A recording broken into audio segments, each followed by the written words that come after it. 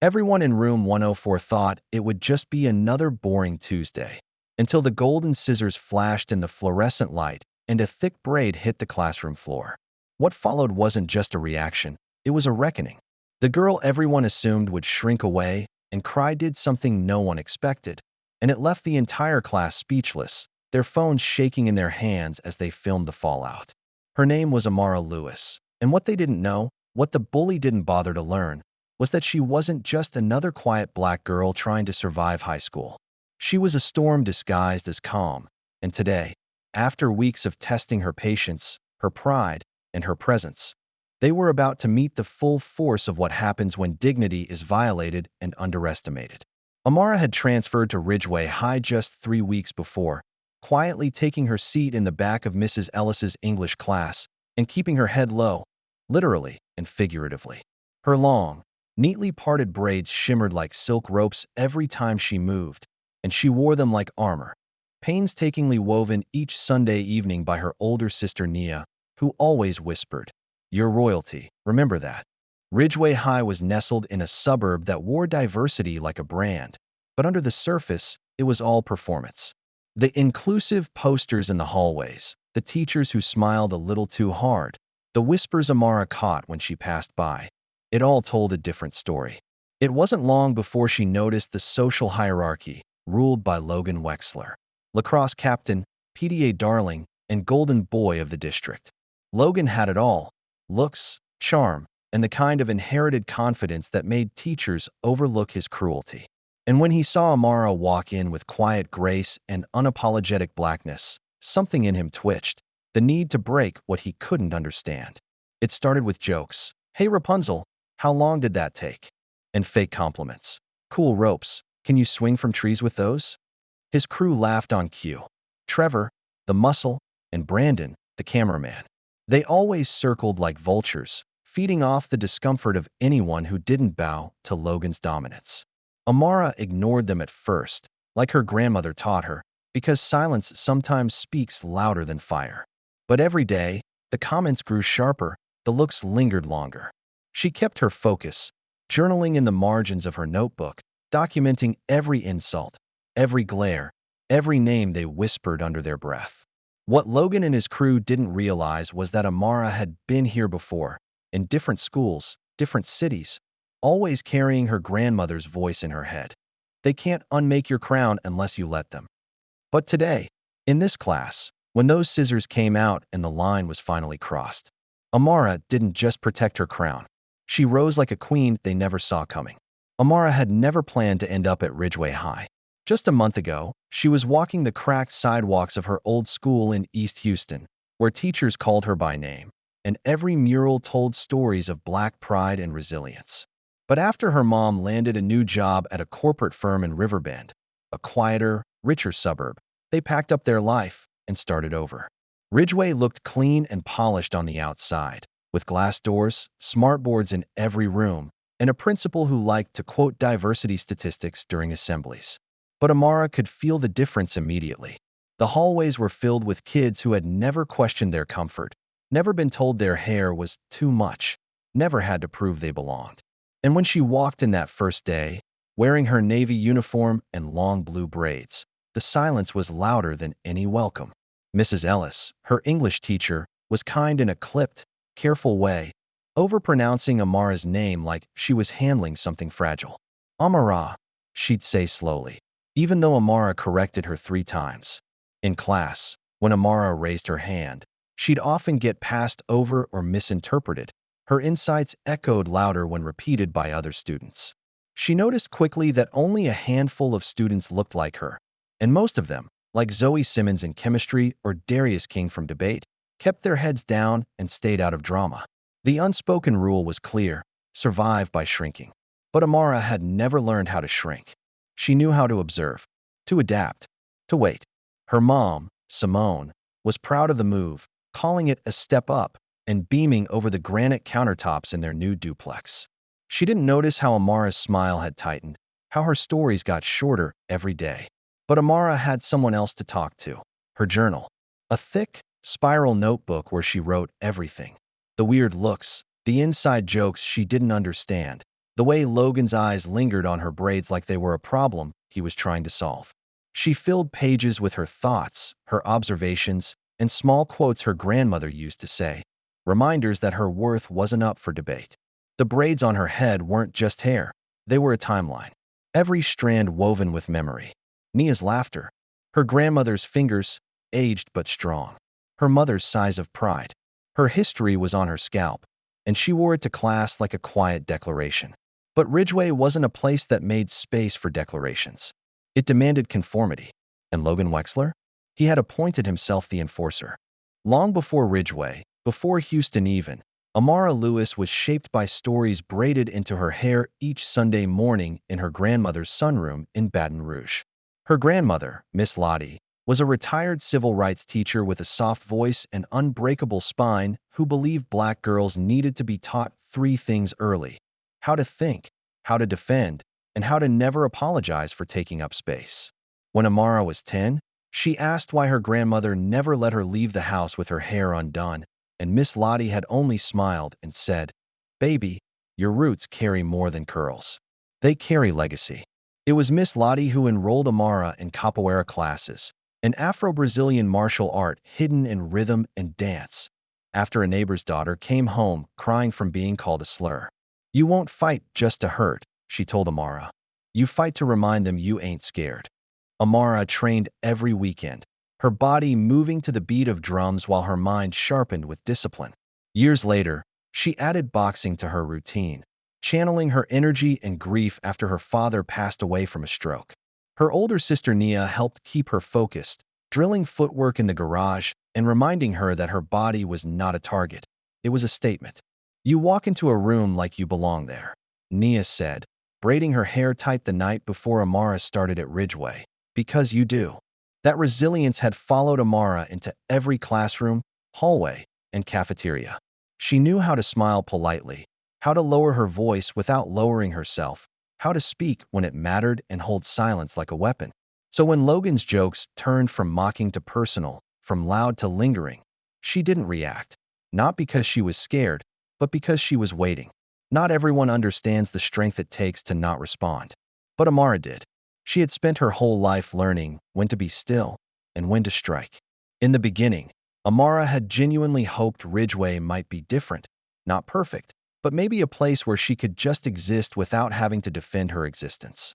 She kept her grades up, participated in discussions, and even joined the school's media club where she quietly impressed the advisor with her ability to write scripts that carried weight far beyond her age. Her English essays earned praise, not just grades, and Mrs. Ellis once called her refreshingly thoughtful during a parent-teacher conference. Even students who didn't talk to her began to notice her presence.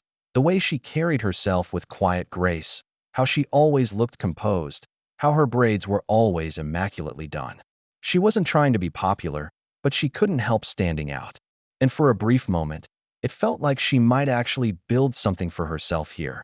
A reputation, a circle of allies, a safe rhythm. She started leaving her journal open on her desk, jotting thoughts between lessons. She even agreed to help the principal's assistant design flyers for the school's upcoming Unity Week. But optimism in Ridgeway was always conditional, and Amara knew better than to trust the calm. Because for every compliment she earned, she noticed Logan watching, leaning back in his seat, smirking as if waiting for her to slip. He hadn't said anything in a few days, and that, more than anything, made Amara alert. The silence wasn't peace. It was preparation. And even as her schedule filled with meetings and ideas and fleeting moments of joy, she couldn't shake the feeling that someone was plotting to remind her of her place. Ridgeway didn't let people like Amara shine too long without trying to dim the light. And Logan Wexler had just gone quiet long enough to become dangerous. Logan Wexler wasn't just a bully, he was a brand. His family name was stitched into Ridgeway High's donor wall, his older brother's lacrosse jersey hung in the gym rafters, and his father chaired the school's discipline committee. He walked the halls like a crowned prince, untouchable and adored, with teachers who chuckled at his sarcasm and a principal who once called him a natural-born leader during morning announcements. That's what made him dangerous. He didn't need fists, he had followers, influence, and plausible deniability. His friends Trevor and Brandon operated like a security detail, one to intimidate, one to record and spin every moment into a joke. They had a long-standing reputation for pushing students to the edge, especially newcomers, especially the ones who didn't fit their mold. 3 students had already transferred schools in the last year because of them, though nothing was ever officially traced back. The rumors never stuck because Logan knew how to keep his hands clean and his words just vague enough to sound harmless. When he laughed, people laughed with him, even when it wasn't funny. When he made a girl cry in debate club, he said she was too sensitive. When he spread rumors about a new student's family, he claimed it was a misunderstanding. And now, with Amara, his game had shifted. It wasn't just about mocking her, it was about erasing her power. Her intelligence challenged his dominance. Her composure irritated him, and her braids, bold, unapologetic, regal, seemed to taunt him just by existing. Every time she walked into the room with her chin up and her hair laid to perfection, he saw a defiance that he couldn't control. And Logan Wexler didn't like what he couldn't control. So he started planning, not a joke, but a message. Something loud enough to shake her, humiliate her, remind her that no matter how smart or strong she was, this was still his school, and it would stay that way as long as he was king. The shift was gradual but unmistakable. Logan didn't attack head-on. He chipped away at Amara's space, her peace, her presence. It began with small intrusions, walking too close behind her in the hallway, brushing past her desk with exaggerated carelessness, making sly comments just loud enough for others to hear but quiet enough to deny. "Didn't know we had royalty in here," he'd murmur when she entered the room, eyes on her braids. "What's the occasion, braid parade?" His tone always hovered between teasing and threat, and the laughter that followed wasn't unanimous, but it was loud enough. Brandon started snapping photos of her when she wasn't looking, posting them in anonymous story threads with captions like "Queen of Coils" or "Dora, but make it drama." Trevor, always the blunt instrument, accidentally spilled juice near her bag one afternoon, staining her notes. Amara said nothing, but she wrote everything down. Date, time, details, names. Her journal, once filled with poetry and ideas, now read like a case file. Teachers rarely noticed or, worse, pretended not to. Mrs. Ellis frowned once when Logan interrupted Amara's presentation with a fake cough and a whisper, asterisk, "Don't trip on those ropes," asterisk, but said nothing. The assistant principal smiled at Logan in the hallway and offered him candy during a spirit check. Even students who weren't part of Logan's circle began to pull away from Amara, worried that associating with her meant becoming collateral. Still, she showed up. Still, she braided her hair every Sunday night with Nia's steady hands and her grandmother's words echoing in her mind. "Hold your head up. Crowns don't sit on bowed heads." But by the 4th week, Amara could feel the tension coil tighter around her. Logan's eyes followed her every move in class now. Brandon's phone was always angled her way. Trevor hovered too close during group work. And though she tried to focus on her studies, on her breath, on staying in control, Amara knew something bigger was coming. And whatever it was, they weren't going to whisper anymore. They were going to strike. By the time Friday arrived, the air in room 104 felt different, thicker somehow, like a storm cloud had rolled in and no one could see it but her. Amara sat at her desk, trying to focus on the worksheet in front of her, but every movement behind her made her shoulders tighten. Logan was unusually quiet that day, which wasn't a relief, it was a warning. Brandon sat one row back, fiddling with his phone, while Trevor kept shifting in his seat like he was waiting for a cue. The class was working on a timed writing assignment, and the room was filled with the soft scratching of pens, the occasional cough, and the hum of the overhead lights. Amara's braid brushed over her shoulder as she leaned in to write, and she caught Logan watching, just watching, with that lazy, satisfied smirk that said, "I know something you don't." Her heart beat faster, but her face stayed calm. She glanced at the clock. 10 minutes left. The teacher, Mr. Caldwell, was seated at his desk by the window, grading papers and half-tuned out. No one was paying attention. Amara's instincts screamed at her, the way they did during sparring drills when the opponent's foot twitched just before a strike. Her pen stopped moving. She closed her eyes for a second, listening, really listening. That's when she heard the faint metallic click behind her. Scissors. Her body locked in place, fingers curling around her desk as every nerve lit up with the knowledge of what was about to happen. She didn't need to turn around to know who it was. Logan, standing just behind her, close enough to touch, his hand already raised. It was no accident. This wasn't a prank. This was a choice. A message. Amara's breath caught in her throat. The desk in front of her blurred. Her grandmother's voice whispered in her memory. Your hair is sacred, child. That's your bloodline braided down your back. Every emotion she'd been bottling, humiliation, rage, grief, boiled up in that moment. But she didn't cry. She didn't flinch. She let the moment hang, just long enough to make her choice. The line had been crossed. Her body was no longer just a target. It was about to become a warning. The instant the cold steel grazed the edge of her braid, Amara moved. Not with panic, but with precision, as if every muscle had been waiting for this exact moment. Her chair screeched against the tile as she stood and pivoted, her hand snapping up to catch Logan's wrist mid-snip, stopping the blades inches from her hair.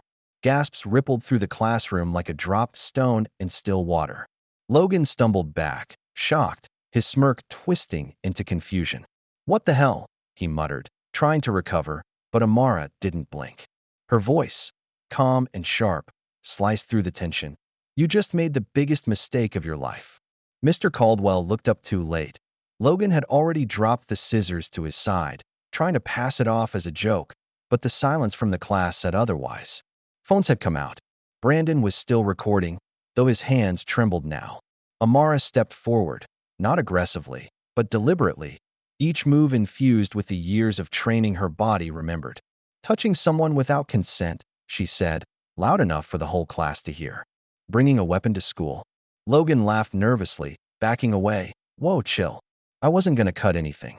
It's just hair. That was when Amara slowly reached for the braid he had brushed, held it up for the class to see, and said, Tell me, Logan, why does my hair bother you so much? Her eyes locked on his, and for the first time, he didn't look smug. He looked cornered. You think this is just about a joke? You think trying to cut off something tied to my identity, my culture, my family, is funny? Her voice didn't rise, but its power filled the room.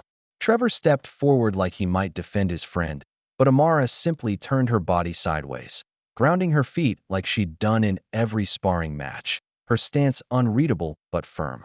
Try it, she said quietly. Let's see what happens. Trevor hesitated.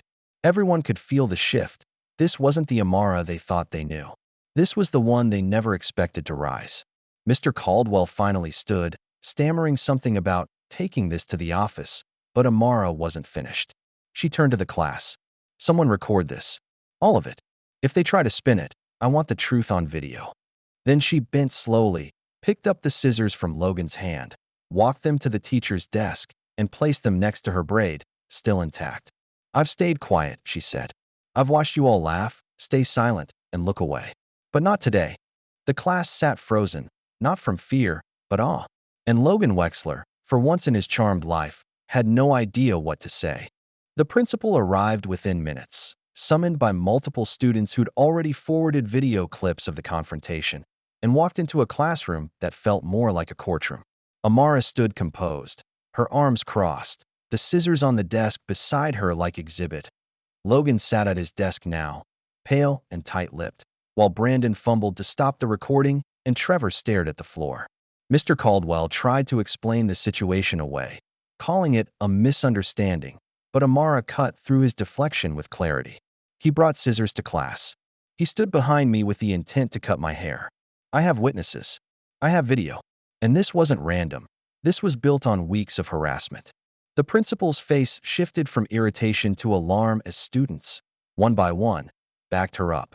Zoe Simmons spoke up first, quiet but firm, confirming that Logan had been mocking Amara's braids since her first week. Kevin from the back added he'd seen Brandon recording her in the halls. Then, to everyone's surprise, even a girl from Logan's own circle, Kylie, a cheerleader, admitted she'd heard him say he was gonna give the new girl a trim that morning. With the evidence stacking up, the weight of Ridgway's silence finally cracked. The principal, now cornered, instructed Logan to come with him to the office. We'll be contacting your parents, he said stiffly, but Amara wasn't done. And I'll be contacting mine, and a lawyer if needed. Because if nothing's done, this isn't just a school issue. It's a legal one. Her words hung in the air, undeniable and steady. For the first time, the adults in the room couldn't ignore it. She had receipts, witnesses, confidence, and the truth on her side. Logan's charm couldn't rewrite the narrative this time. As he was led out of the classroom, his usual swagger was gone, replaced by silence, shame, and the crushing weight of accountability. The students watched him go, and for once, they didn't laugh or look away. They looked at Amara, and in their eyes wasn't pity or discomfort, it was respect. Because she hadn't just stood up for herself. She had shattered the system that protected bullies like him for far too long. By Monday, the video of Amara's confrontation had gone viral across student group chats and local forums, shared not for shock value, but as a moment of awakening. Headlines didn't splash across national screens, but the ripple effect at Ridgeway was immediate. Students who had once kept their heads down began speaking up about things they'd seen, endured, or stayed silent about for too long. Teachers who had dismissed Logan's behavior suddenly found themselves under scrutiny, while the administration scrambled to review policies that had let too much slide. Logan was suspended pending investigation, and though his family tried to shield him with influence, the digital evidence and testimonies left no room for manipulation. But the real shift happened in the classroom, in the halls, and in Amara's presence. Where once she walked with quiet resolve, she now walked with something more: command. Confidence that had always been there, now visible. She launched a new student initiative called Claim the Crown, encouraging students to speak up, document injustices, and embrace the parts of themselves they were once told to hide. It wasn't just about hair, it was about identity, dignity, and the right to take up space unapologetically. Even students who once kept their distance began approaching her, not just to apologize, but to thank her for being brave enough to do what they hadn't. Ridgeway hadn't changed overnight, but Amara had planted something. A legacy. The braid Logan tried to cut now hung framed on her bedroom wall, not as a symbol of trauma, but of triumph. Below it, a note in Miss Lottie's cursive read, "You don't bend your crown for anyone. You lift your chin and let the world adjust." And in room 104, where it all happened, the air felt different. No longer heavy with silence, but charged with something new: respect. Because when one girl stood tall in the face of humiliation and chose courage over compliance, she didn't just protect herself. She transformed the entire school.